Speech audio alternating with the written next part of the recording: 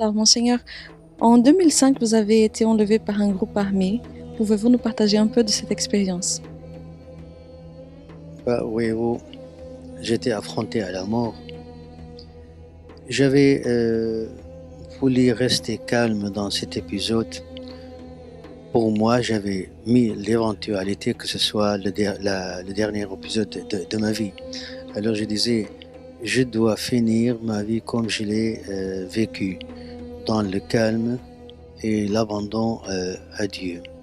Et je ne voulais pas imaginer comment je pourrais être égorgé, combien cela durerait. Disons, ce calme, dès qu'ils m'ont enlevé, qu'ils m'ont mis dans le coffre de la voiture, c'est ce que j'avais demandé dans ma prière. Mon Dieu, ça a l'air d'être sérieux, donnez-moi de rester calme et de ne pas dire des paroles qui perturbent la question, et troisièmement, de garder l'espérance. Et je crois que ça m'a aidé à répondre à ces questions et à garder justement cette paix intérieure qui m'a aidé beaucoup sur le plan humain aussi, de savoir comment engager la conversation, comment répondre à ces questions et de ne pas être victime de la peur qui est toujours mauvaise conseillère. Oui. Là, ma captivité a duré 20 heures, donc j'ai été enlevé vers 5 heures, à 5 heures juste de l'après-midi et jusqu'au lendemain. J'ai passé une nuit par terre, lié les mains, les pieds liés et même la bouche et les yeux. En Europe, nous voyons de plus en plus une crise de foi, alors qu'en Orient, les chrétiens se font martyriser à cause de leur foi. Que peuvent les chrétiens d'Orient, que peuvent-ils nous apprendre à nous, les chrétiens d'Occident?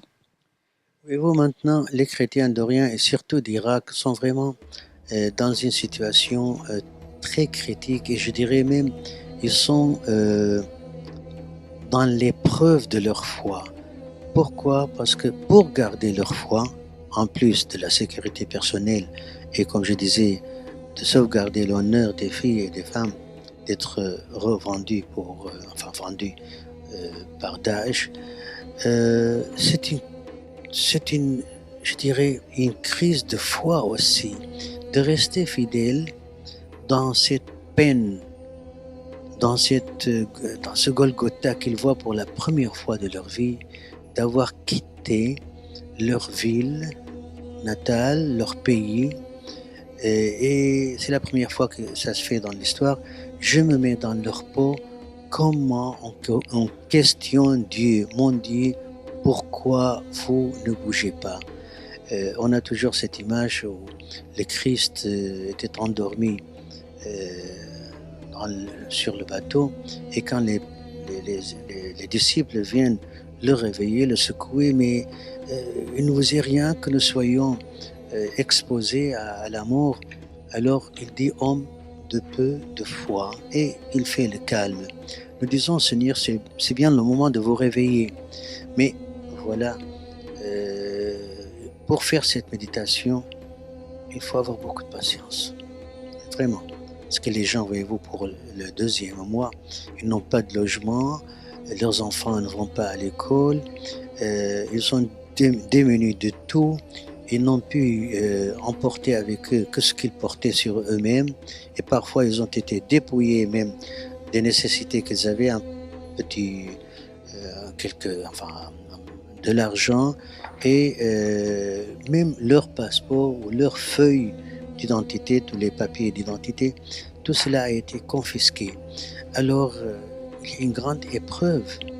Et quand ils voient qu'ils sont oubliés du gouvernement central, de la communauté internationale, ils commencent alors non seulement à critiquer toutes ces puissances extérieures, mais aussi parfois à avoir une position critique envers de l'Église. Pourtant, je suis témoin, pourtant leur évêque et les prêtres vraiment nuit et jour étaient à leur service et les religieux aussi avec beaucoup d'abnégation.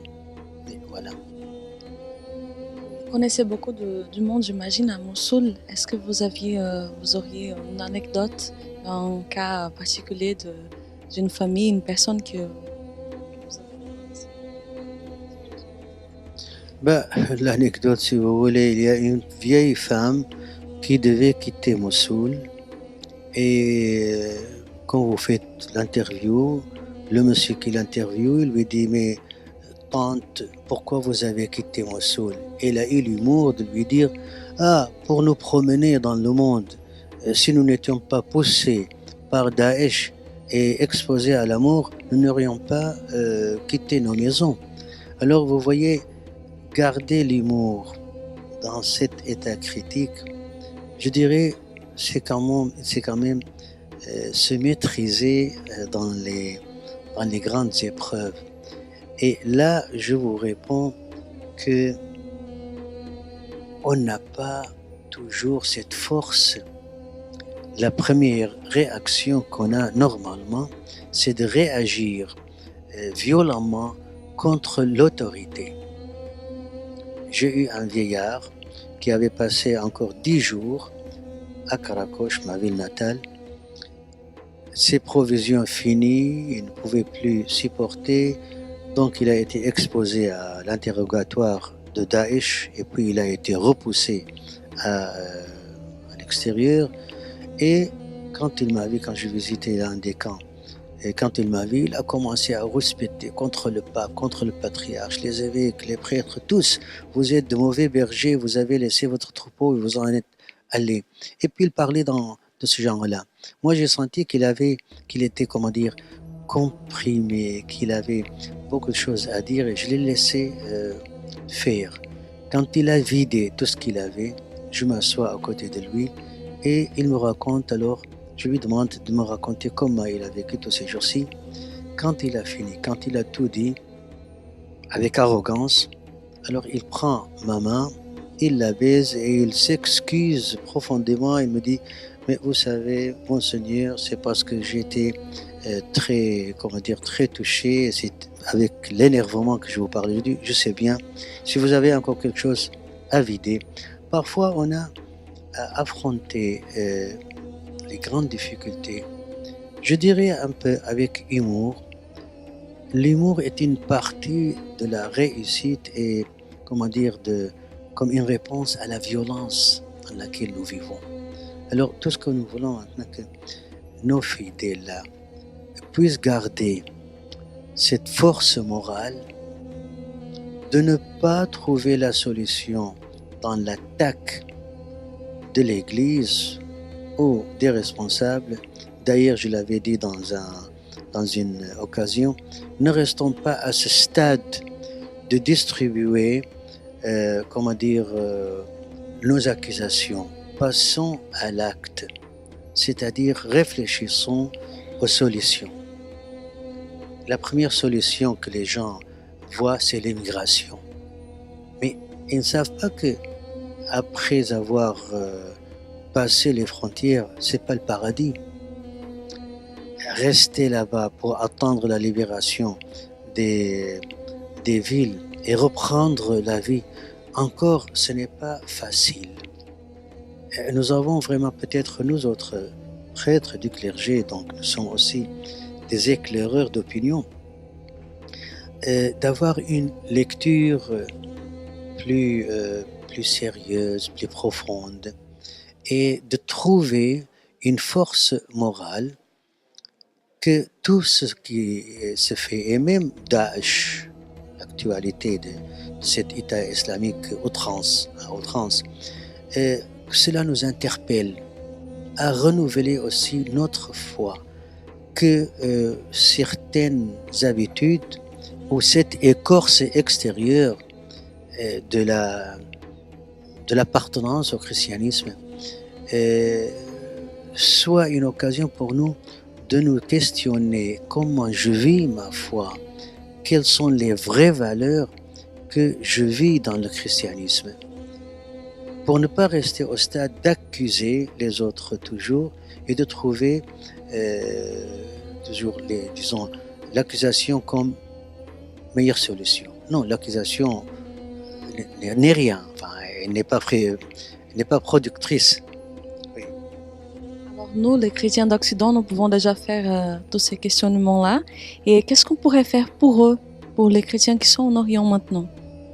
Voyez-vous, la première chose que nous sentons, c'est cette solidarité de foi, de prière, de conscience.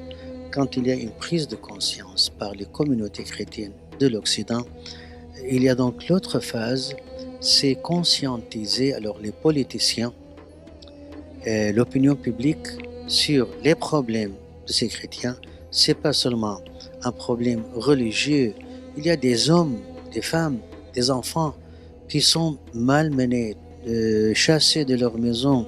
Donc il y a l'homme qui est bafoué en tant qu'individu et puis en tant que communauté. Et je dis cette conscientisation passe aussi à pousser les politiciens à prendre conscience aussi de leur rôle.